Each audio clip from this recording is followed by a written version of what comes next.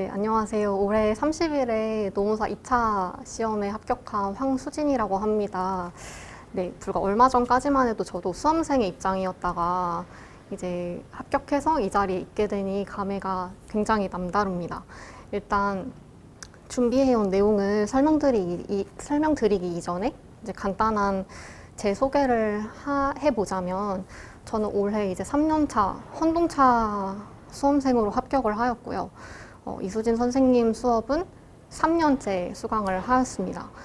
그래서 선생님 수업을 수강하면서는 좀 이렇게 특별히 성적이 높거나 하는 학생은 아니었는데, 좀 운이 좋았다, 고득점을 한 데 있어서 운이 굉장히 따랐다라는 생각을 많이 하고는 있습니다만, 그래도 공부하면서 좀 유익했던 공부법들이 몇몇 가지 있어서 그런 부분들을 좀 공유하고자 이 자리에 섰습니다.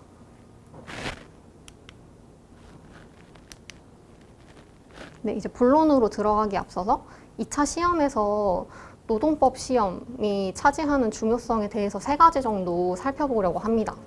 먼저 우리는 노무사 시험을 준비하는 입장이기 때문에 노동법을 잘 해야 합니다. 이 부분은 이수진 선생님께서도 수업 때 굉장히 많이 강조해 주시는 부분인데, 저도 이 부분, 노무사이기 때문에 노동법을 잘해야 한다 라는 부분에 공감이 많이 돼서 다른 과목에 비해서는 노동법에 투자한 시간이 많았던 것 같습니다. 그리고 두 번째, 이제 첫 번째 시험, 그러니까 첫날의 첫 번째 시험이기 때문에 노동법 시험을 잘 봐야 합니다. 저의 경우는 지난해 유예 수험 기간 동안 노동법 시험에서 논탈을 하나 한 적이 있었어요. 그래서 그 첫 번째 시험, 첫날 시험을 마치고 집에 돌아와서 두 번째 날 시험을 준비해야 하는데 노동법 생각이 머릿속에서 떠나지 않아서 공부하기가 굉장히 어려웠던 기억이 있습니다. 첫 번째 시험이 이후 과목에 영향을 미치는 경우가 너무 많아서 노동법 시험을 그래서 잘 봐야 합니다. 그리고 세 번째로는 노동법 점수가 높아야 전체 평균 점수가 높게 나오기 때문입니다. 또 저의 경우를 설명을 드리면, 이제 제 시험 성적에서 과목별 점수를 총 합해서 4로 나눈 점수보다 이제 시험 결과를 조회했을 때 뜨는 평균 점수가 0.7 정도 높더라고요. 그래서 저희 시험은 제가 자세히는 알지 못하지만 노동법 점수가 높으면 평균 점수가 높게 나오는 구조인 것 같습니다. 네, 이제 본격적으로 제가 공부했던 내용들을 다음과 같은 4가지 목차에 따라서 설명을 드려보겠습니다. 첫 번째는 암기입니다.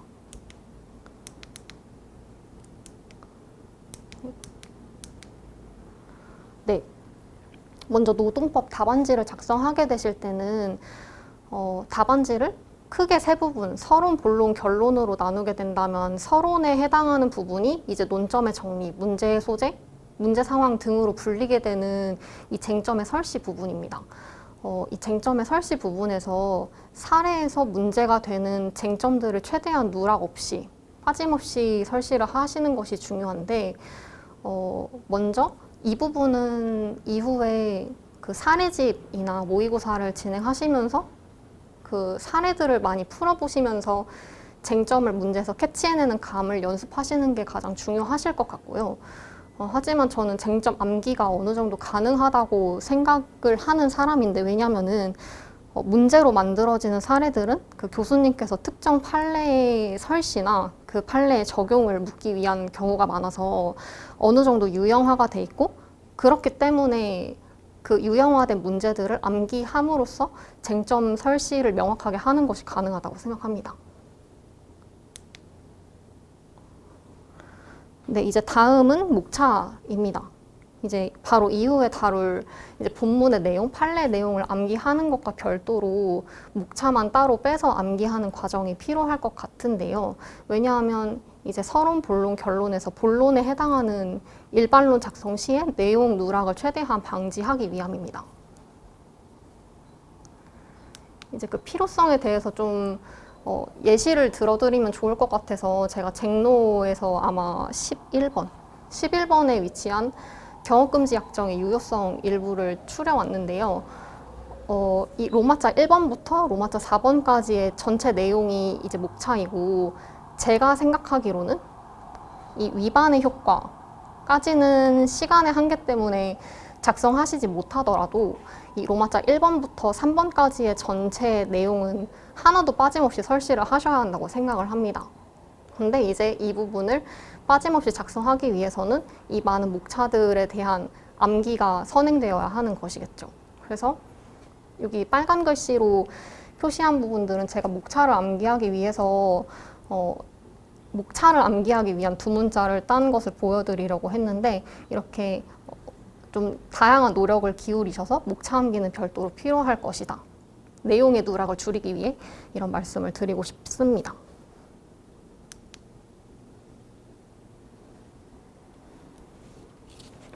네, 이제 다음은 가장 중요한 2차 시험 노동법에서 가장 중요하게 다뤄질 본문 내용 판례 암기입니다. 먼저 판례 암기. 이제 2차 노동법에서 암기라고 하면 사실상 판례 암기와 동일시 되는 것 같습니다. 이제 제 생각으로는 판례뿐만 아니라 조문에 대한 암기도 함께 병행이 되어야 한다고 생각을 합니다. 왜냐하면 조문은 저희가 그 수험용 법전을 받기는 하지만 그 법전을 일일이 항상 살펴볼 수도 없고 시간의 압박 때문에, 또 그리고 법전에 계속 의존을 하다 보면 오히려 그 조문 누락이 있는 경우가 있을 수 있어서 조문은 계속해서 해독하시면서 자연스럽게 체득하시는 게 중요할 것 같고요. 그리고 판례에 대한 내용을 좀 더 살펴보겠습니다.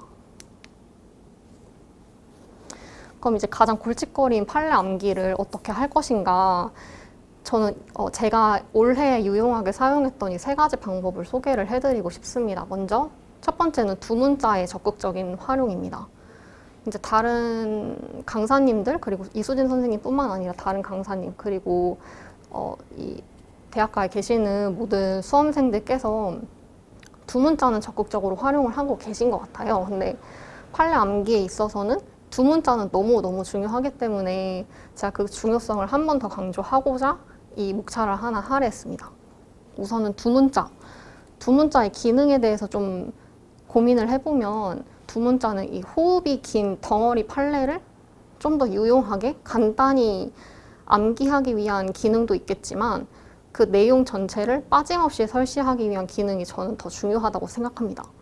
그래서 강사님들이 두 문자 만드는 과정을 좀 살펴보면 판례에서 좀 중요하다고 생각되는 구문이나 키워드를 중심으로 두 문자를 따게 되는 경우가 많아서, 두 문자를 암기한다는 것은 그 판례의 중요 포인트를 암기하는 것과 동일하다고 생각하기 때문에 두 문자를 적극적으로 활용하시면 좋겠습니다.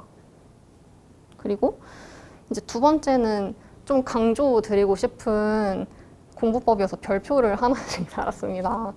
우선은 읽기 방법으로서 판례 녹음 파일을 활용을 하는 것인데, 좀 더 정확하게는 잭노 녹음 파일이라고 말씀을 드리고 싶습니다. 제가 올해 헌동차 생활을 하면서 좀 크고 작은 슬럼프들이 많았기 때문에 그때마다 책을 이렇게 눈으로 읽는 게 좀 쉽지가 않더라고요. 정말 심하게는 30분 동안 똑같은 부분을 보기도 하고 좀 진도가 잘 나가지 않는, 그래서 그런 경우에는 책의 내용이 머리에 하나도 안 들어오고 피로하고 공부하기 싫고 이런 악순환들이 반복돼서 좀 어떻게 하면 책을 좀 재밌게 읽을 수 있을까, 진도를 빨리 빼야 되는데, 그래서 그때 생각한 것이 누가 좀 귀에 대고 판례를 좀 읽어줬으면 좋겠다, 책을 읽어줬으면 좋겠다. 그때 이제 생각한 것이 그래, 잭노 전체를 한번 녹음해보자 라는 생각이었습니다. 그래서 판례 녹음 파일, 그러니까 잭노 녹음 파일을 예를 들어서 제가 지금 잭노를 가지고 있는데 이런 식으로 녹음을 했습니다. 녹음을 딱 누르고 11. 경업금지 약정의 유효성. 1. 경업금지 의무의 의의. 경업금지 의무란 사용자와 경업관계를 발생시키는 취업 혹은 영업행위를 하지 않을 부작위 의무를 의미한다. 2. 경업금지 의무의 근거.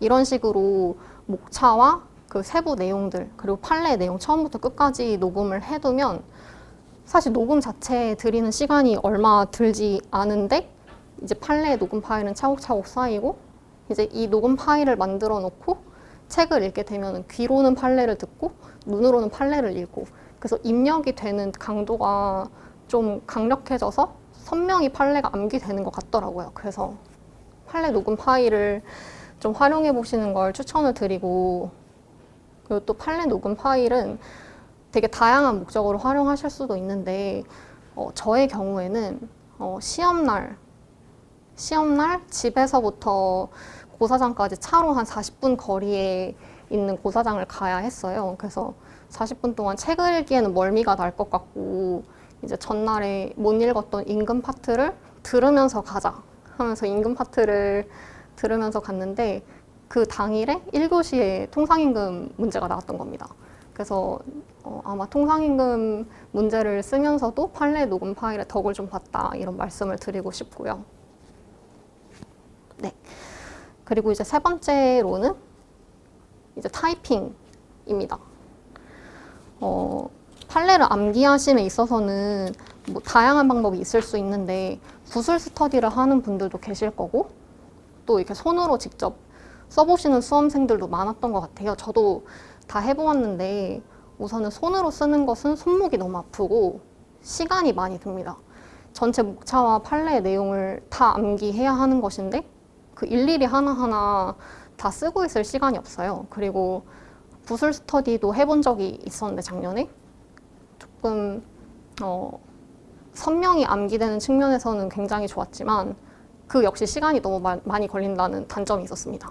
그래서 현출 연습은 저는 주로 키보드를 이용해서 보고 써보기도 하고, 책을 덮고 외워서 써보기도 하고, 계속 이 과정을 반복하면서 사실상의 백지 복습을 실천했다고 할 수 있을 것 같습니다. 그래서 예를 들어 취업규칙 불이익 변경이나 아니면 연차휴가처럼 좀 덩어리가 큰 테마들이 있어요. 그래서 그런 경우는 아예 처음부터 끝까지 책을 덮고 줄줄줄 타이핑을 목차부터 판례까지 다 해보고, 이제 책과 바로 비교하는 겁니다. 그래서 내가 어느 부분에서 빠졌는지를 바로바로 점검하고, 이게 여러 번 반복되다 보면은 내가 똑같은 주제인데 매번 빠뜨리는 목차를 발견할 수 있습니다. 그래서 그런 부분들, 좀 나의 취약점이 어디인지를 그때그때 확인하는 데 타이핑이 굉장히 좋았기 때문에 판례 암기에 있어서 추천을 드리겠습니다.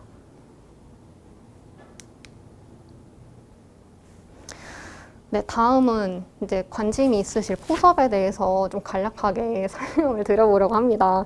약간 제가 지금 방금 웃었던 이유는 제가 수험생 시절에도 좀 이렇게 포섭을 뭐랄까 멋들어지게 하는 학생이 아니었기 때문에 이 포섭에 대한 설명을 드리는 것이 조금은 부끄러운데, 그래도 마지막 이제 수험의 막바지에 다다랐을 때 포섭에 대한 아이디어를 얻었던 부분이 있어서 이제 그 부분에 대해서 설명을 드려보려고 합니다. 그러면은 이제 법학 과목에서 포섭이 중요하다라는 말을 되게 많이 들어보실 텐데, 포섭이 뭘까? 그러면은 포섭의 정확한 개념이 뭘까에 대해서는 사실 저도 모르겠습니다. 하지만 생각컨대 이제 포섭이라는 것은 판례 법리를 활용한 문제 해결, 그리고 그 판단에 대해서 나의 생각을 상세히 기술하는 것을 생각한다면 얼추 맞는 것 같습니다. 하지만 상세히 설명한다? 우리의 시험의 시간은 제약이 있고 어느 정도 빨리 써야 하는데 어느 정도 상세히 설명을 해야 할까에 대한 고민은 별도로 해보셔야 할 것 같은데, 이 역시도 예시 하나를 보면서 설명을 드려보겠습니다.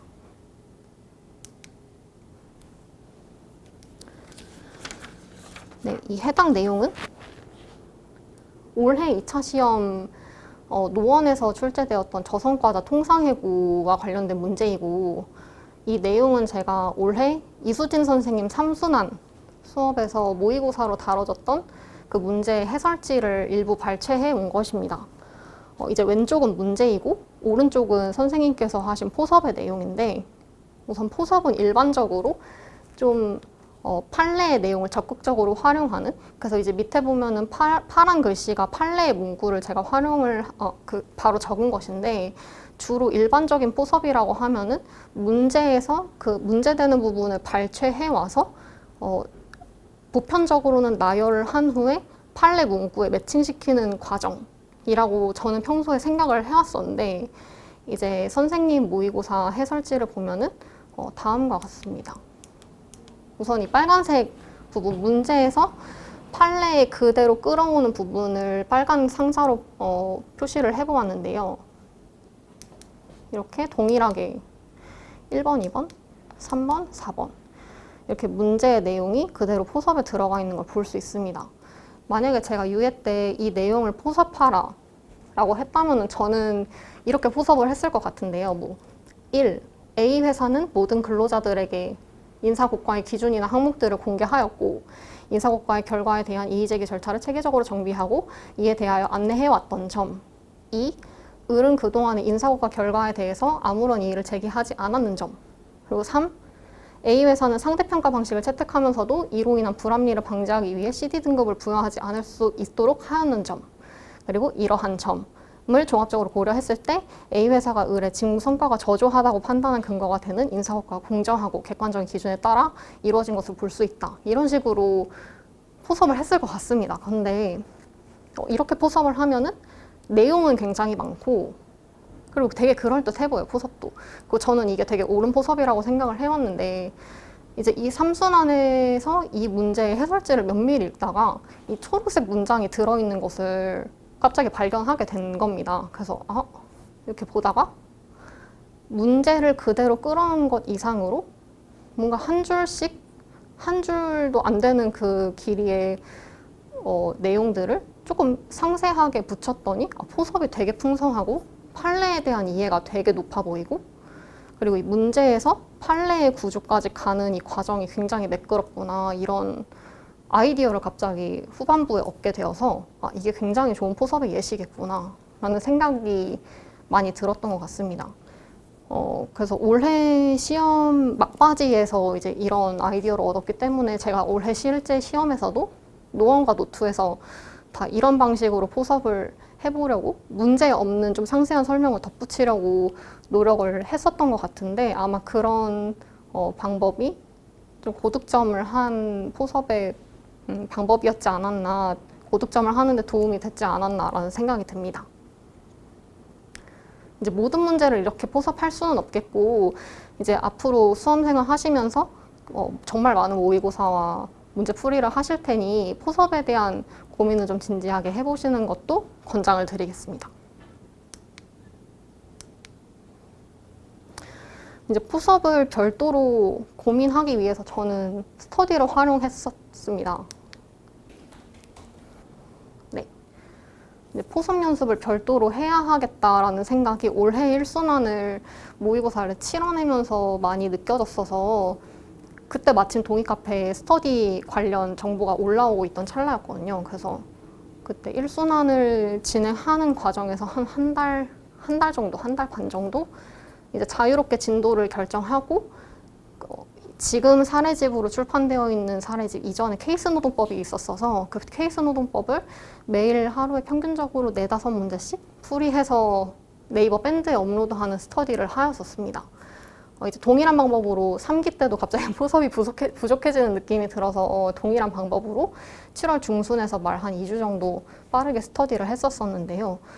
이제 스터디의 방식은 또 사례집 전체를 풀기에는 시간의 압박이 너무 심했고 좀 주로 훈련했으면 좋겠는 부분이 쟁점 체크와 그리고 포섭 부분이었기 때문에 그리고 일반론 부분은 이제 시험에 끝까지 계속해서 암기해 나가야 하는 부분이라고 생각했기 때문에 논점의 정리와 사안의 경우, 그러니까 포섭 위주로 타이핑을 해서 업로드하는 방식으로 스터디를 했었던 것 같습니다. 사례집을 풀이한다는 게 사실 정말 귀찮고 힘든 일이거든요. 수험생활을 하면서. 혼자 하려면 그래 오늘 오늘 사례집 풀어야지. 오늘부터 하루에 2개씩 풀어야지 해도 실천이 저는 절대 안 되더라고요. 그래서 사례집 스터디를 한 게 굉장히 도움이 됐고 다른 분들이 어떻게 올리는지를 매일 확인하진 못했지만 되게 열심히 하는구나라는 자극을 받으면서 스터디를 활용했던 것이 굉장히 좋았던 것 같습니다.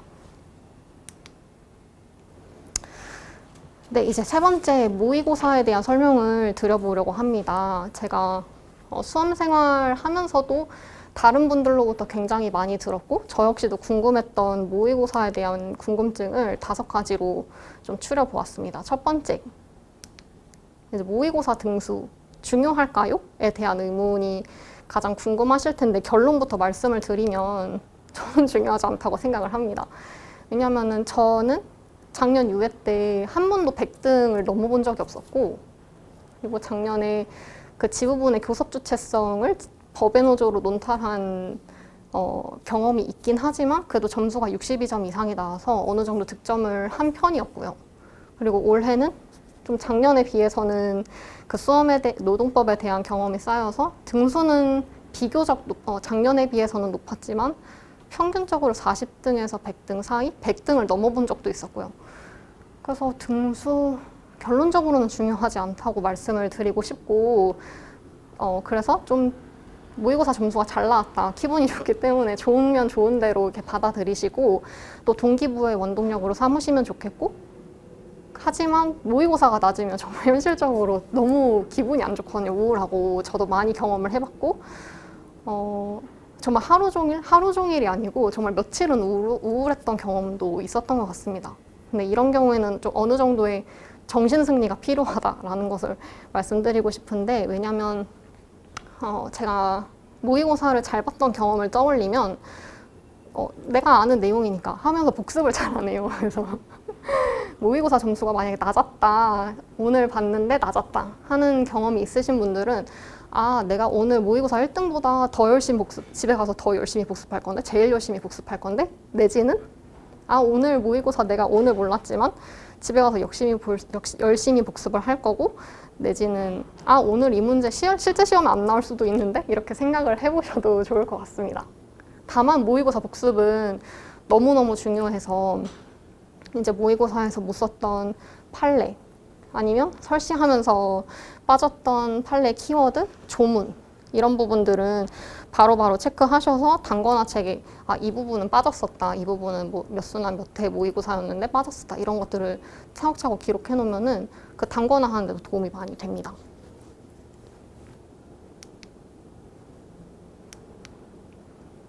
네, 다음은 모의고사에서 쟁점이 너무 많다, 너무 많아서 다 못 쓰는데 모의고사 도움이 되냐, 이런 궁금증이 있으실 수도 있습니다. 저도 그런 생각을 했었는데, 결론부터 말씀을 드리면 저도 다 못 썼습니다. 저도 다 못 썼고 3년 동안 선생님 모의고사를 경험하면서 현실적으로 그 다 못 쓰는 것도 맞는 것 같아요. 시간이 너무 짧고 쓸 건 너무 많아서. 하지만 다른 수험생들도 다 똑같은 어려움을 겪고 있다고 생각하면 오히려 마음이 편하더라고요. 그래서 못 쓰는 것 자체는 스트레스 받지 않으셨으면 좋겠다라는 말씀을 드리고, 하지만 쟁점이 많은데 이제 그 문제에서 쟁점 자체를 발견을 하지 못했다, 이 부분은 복습이 필요한 부분이거든요, 확실히. 그래서 내가 문제에서 어떤 지점을 놓쳐서 이것을 쟁점으로 발굴하지 못했나, 이 부분은 면밀히 피드백이 필요하실 것 같습니다. 그 다음에 다음은 답안지 포섭이 너무 빈약해요. 저도 가지고 있었던 고민이었는데, 일단 포섭은 포섭에 들이는 시간이, 그 시간 자체가 좀 적지는 않은가를 점검해 보실 필요가 있을 것 같아요. 답안지를 작성함에 있어서 일반론 작성에 시간을 너무 많이 쓰다 보니까 포섭을 해야 하는데 1, 2분 이러면은 당연히 모의고사 1등도 풍성한 포섭을 하지 못할 거예요. 그래서 포섭이 빈약한 분들은 내가 문제를 푸는데 포섭에 들이는 시간이 얼마인지를 좀 측정해 보실 필요가 있고, 이제 앞선 일반론 작성에 시간을 줄여서 포섭에 투자하는 방식을 많이 연습을 해보셔야 될 것 같습니다. 그래서 회독과 암기를 계속해서 거듭하시면서 일반론 작성 시간을 많이 줄이시고, 그리고 포섭 자체에는 문제마다 다를 수 있지만 최소 5분 정도는 할애하는 연습을 해보시면 좋겠습니다. 네, 그리고 모의고사 복습이 중요하다는데 복습은 어떻게 해야 할까요? 저도 이런 고민을 가지고 있었는데, 왜냐하면 모의고사 복습을 하려고 해도 그냥 해설지를 읽고 끝나는 느낌으로 복습을 하는 경우가 많았어서 이게 무슨 의미일까라는 생각을 많이 했었어요. 근데 모의고사 자체는 일단 아까 앞서서 포섭에 대한 그 선생님의 해설지를 보여드린 것처럼 그 시험 때 받고 시험 직후에 읽는 거랑 이제 집에 돌아와서 해설지를 면밀히 읽는 거랑 정말 느낌이 많이 달라요. 그래서 해설지를 충실히 읽으시고, 그리고 이제 모의고사에서 작성하면서 내가 빠졌던 부분, 부족했던 지점들을 단거나 책에 기록하시는 것 자체도 저는 충분히 모의고사 복습이 된다고 생각을 합니다. 그리고 모의고사가 출제됐던 그 회차, 순환을 단거나 책에 기록을 해두시면 그 자체로도 쟁점별 중요도 정리가 되어서 이렇게 단거나 책과 모의고사 같이 이렇게 두고 학습하시기를 권장드려보겠습니다. 그리고 논탈. 논탈에 대해서는 제가 할 말이 좀 많은데 우선은 앞서 말씀드린 것처럼 저는 지난해 노동법 시험에서 너무 큼직한 논탈을 하나 했었어서 올해 헌동차로 공부를 하면서 그 논탈에 대한 두려움이 정말 많았던 것 같아요. 이렇게 열심히 공부했는데 또 논탈하면 어떡하지? 논탈은 해결될 수 있는 문제인가? 이런 생각들이 많이 들었는데 이제 제가 작년에 헌동차 수험 생활을 준비를 시작하면서 좀 궁금했던 지점들, 두려웠던 지점들을 이수진 선생님께 카톡으로 정리해서 보내드려서 답변을 받은 적이 있었어요. 그래서 그 답변 받은 거를 제가 다시 찾아서 여러분들께 알려드리려고 정리를 해보았습니다. 일단 선생님께서 이렇게 말씀을 해주셨어요. 논탈은 사례를 많이 풀어보고 모의고사로 접한 사례를 충분히 리뷰하면 극복하실 수 있습니다. 내년 시험 대비를 위해서 진행되는 정규 쿼리에서 풀어보는 그 사례들은 충실히 복습하시고 그리고 한 문제를 적어도 2-3번씩 많게는 그러니까 잘 안 풀리는 것은 그 이상으로 계속해서 복습을 하신다면 논탈에 대한 대비가 충분히 되실 것으로 생각이 됩니다. 라고 말씀을 해주셔서 결국 논탈은 그 앞서 말씀드린 것처럼 문제가 되는 문제들은 정해져 있고 어느 정도 유형화되어 있으니 내가 그 기존의 기출들을 많이 복습하면은 어느 정도 논탈에 대한 대비가 되겠구나. 그래서 사례집을 이번에 굉장히 많이 풀어보았던 것인데 논탈에 대한 횟수는 확실히 줄어들더라고요. 두려움이나 횟수 자체도 줄어들었고 그래서 모의고사를 충분히 리뷰하시고 이제 이순환 때 사례집을 충분히 들어가실 텐데 그때도 정말 많이 반복 회독을 하셔야 할 것입니다. 하지만 그럼에도 불구하고 모의고사 논탈이 날 수 있는데 그런 경우에는 모의고사의 논탈은 정말 큰 행운이라고 생각하셨으면 좋겠어요. 저의 경우에도 올해 노동법 2에서 삶의 터전 판례라고 불리는 문제가 나왔는데 그게 이수진 선생님 모의고사 3순환 때 동일하게 출제가 되었었거든요. 그때 도급인과 수급인의 관계를 그 문제에서 파악하지 못해서 그냥 일반적인 사용종속 관계인 직장 점거를 써서 논탈을 해서 모의고사에서 3점을 받은 기억이 있습니다. 그래서 그때도 사실 그 유예 때, 작년 유예 때도 동일한 문제를 선생님께서 출제를 하셨었고 그때도 논탈을 했더라고요. 그때 목숨을 면밀히 안 해서 그런지 올해에 동일하게 논탈을 했고 작년에 나는 노동법 논탈 때문에 떨어진 사람인데 이런 생각 때문에 삼순환 그 삶의 터전 판례를 논탈을 하고 충격이 굉장히 컸습니다. 그래서 같이 다른 학원에서 수업 중에 하시는 분한테 조교님 저 어제 논탈했어요. 노동법 논탈했어요. 이런 말씀을 드리고 엄청 찡찡댔었는데 이제 그 문제가 실제 시험에 나왔습니다. 그래서 문제 보자마자 도급인 수급인 머릿속에 새기고 도급인 수급인 삶의 터전 하면서 엄청 신나게 썼던 기억이 있어요. 제가 모의고사에서 논탈을 하지 않았더라면 이번에 그렇게 쓸 수 없었을 것 같아요. 분명히 직장점거로 썼겠죠? 그래서 모의고사의 논탈은 충격은 굉장히 크고 슬픔의 강도도 굉장히 높지만 정말 큰 행운으로 생각하시면 좋겠다. 이런 말씀을 드리고 결국 모의고사는 선생님께서도 항상 강조하시는 거지만 목적이 아니지 수단이다. 절대로 수단이다. 이런 말씀을 꼭 드리고 싶습니다.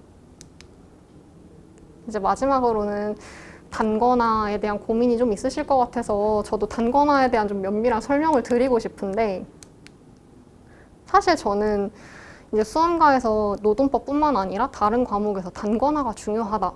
이런 말씀에 대해서 과연 합격을 하는데 단거나가 절대적일까? 이런 생각을 가지고 있는 사람입니다. 왜냐면은 그냥 공부하는 시간들이 더 중요하지 이 단거나 행위 자체에 대해서는 저는 별로 큰 의미를 발견하지 못해서 그냥 일반적으로 다른 수험생들이 하시는 뭐 형광펜, 뭐 판례 중요한 포인트 체크 이 정도만 해왔었던 것 같은데요. 그럼에도 불구하고 이제 단권화를 좀 궁금해 하시는 분들, 초시생분들이 많으실 것 같아서 좀 설명을 드리면, 일단 저는 그 이전에 지금은 진위노동법일 텐데 이전에는 통합노동법이라는 700쪽이 넘는 기본서가 있었습니다. 그거 말고 이거 쟁점정리 노트로 단권화를 하였고요.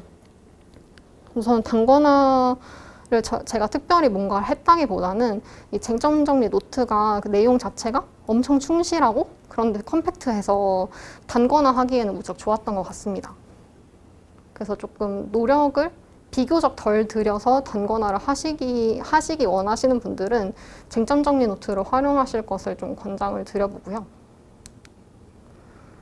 단권화? 조금 고민을 하면서 단권화 교재에 그래도 이거는 들어가야겠다라고 생각했던 부분들을 몇 가지 말씀을 드리면, 아까 말씀드렸던 것처럼 쟁점별 중요도는 반드시 들어가야 할 것입니다. 왜냐하면 이 책의 전체 내용을 우리는 기계가 아니기 때문에 정확하게 기억할 수 없고, 따라서 좀 어느 정도 강약을 조절해야 하기 때문입니다. 그래서 특 A급, A급 여부, 그리고 가끔 BC급이 나오긴 하는데 이 중요한 쟁점들은 분명히 체크를 하셔야 할 거고, 앞서 말씀드린 것처럼 모의고사 출제 여부, 모의고사로 출제가 됐다는 거는 중요한 쟁점이기 때문에 몇 순환 몇 회 모의고사였는지를 체크를 해두시면 나중에 모의고사를 여러 번 반복하실 때 도움이 될 것입니다. 그리고 계속해서 판례 암기하시면서 보실 두 문자 들어가야 될 것이고, 그리고 판례가 계속 본문에 판례 수많은 판례들이 나올 텐데 그 판례들 중에서 선생님께서 강조하시는 판례 키워드, 이 부분은 반드시 들어가야 할 것이다 라는 부분들은 좀 강조를 해서 사인펜이나 좀 눈에 띄기 쉬운 색으로 체크를 해두어야 할 것이고요. 그리고 최신 판례 수업 자료는 선생님께서 순환 진행하시면서 계속해서 배부가 될 것인데 쌓아두지 마시고 그때 예쁘게 오리셔서 예쁘게 부착하시면은 예쁜 단권화 책이 될 것입니다. 그리고 형광펜에 대한 설명을 한번 드려보려고요.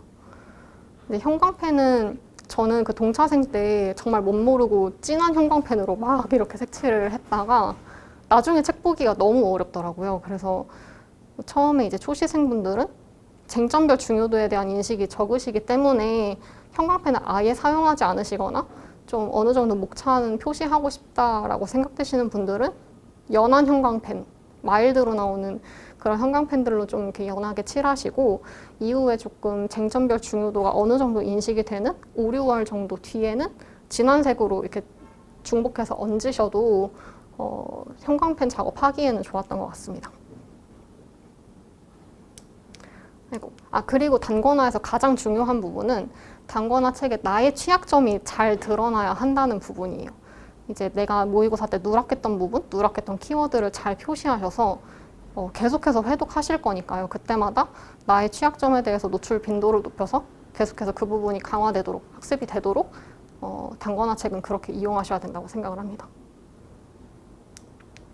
네, 이제 제가 준비한 내용은 이제 여기까지인데요.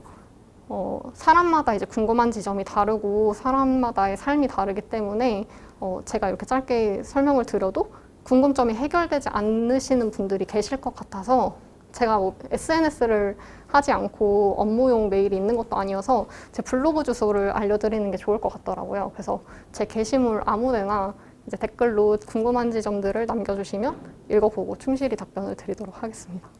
네, 이제 제가 준비한 내용은 여기까지이고, 이제 이 영상을 시청하시는 수강생 분들도 노동법 고득점 하셔서 노동법으로 합격하시는 32회 노무사 분들이 되길 간절히 기원하겠습니다. 감사합니다.